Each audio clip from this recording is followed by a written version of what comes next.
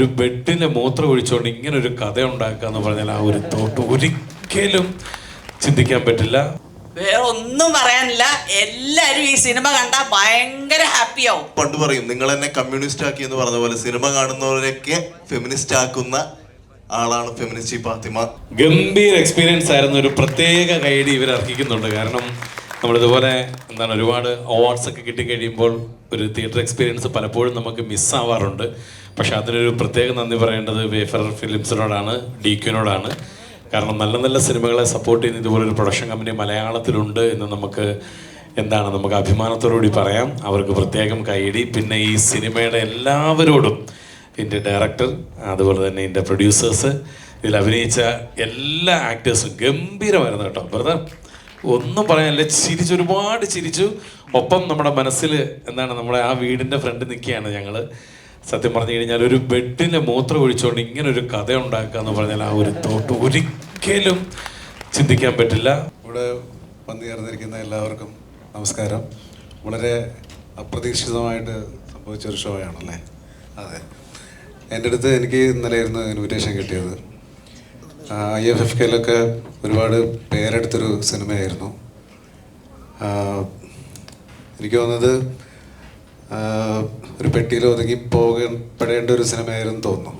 പക്ഷെ അത് വേഫെയറിൻ്റെ അടുത്ത് നമ്മുടെ ഡയറക്ടറോട് ഒരു കാര്യത്തിന് വേണ്ടി ചെല്ലുകയും ഈ സിനിമയെക്കുറിച്ച് പറയുകയൊക്കെ ചെയ്തപ്പം എല്ലാവരും കണ്ടതിന് ശേഷം ഈ സിനിമ വീണ്ടും വെളിച്ചം കാണണം എന്നൊരു ആഗ്രഹം ഉണ്ടായി. അങ്ങനെ നമ്മളെല്ലാവർക്കും ചേർന്ന് നമുക്കൊരു റിവ്യൂ ഉണ്ടായി. നമ്മളത് വളരെ മനോഹരമായി എക്സ്പീരിയൻസ് ചെയ്തു. ഇനി ഈ സിനിമ മറ്റ് കാണാത്ത ആളുകളൊക്കെ കാണട്ടെ. കാരണം ഇതിനകത്ത് ഒരുപാട് നല്ല കാര്യങ്ങൾ പറയുന്നുണ്ട്, ചിന്തിക്കാനുള്ള കാര്യങ്ങളുണ്ട്.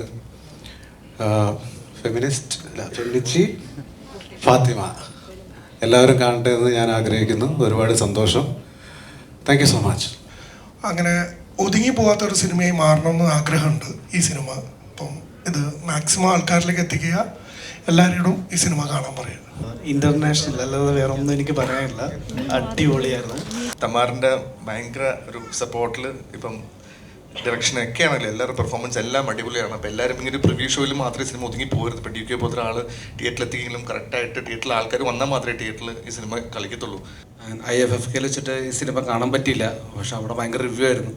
IFFKയിൽ ഇൻ്റർനാഷണൽ അവാർഡ്സും ഇവിടുത്തെ ബെസ്റ്റ് മലയാളം എല്ലാം ഇതിനാണ് കിട്ടിയിരുന്നത്. പക്ഷേ ഇപ്പോൾ കണ്ടപ്പോൾ അത് അർഹിക്കുന്നൊരു സിനിമയാണ്. പെർഫോമൻസ് ഒന്നും പറയാനില്ല. എനിക്ക് ഉസ്താദിനെ ഭയങ്കര ഇഷ്ടപ്പെട്ടു.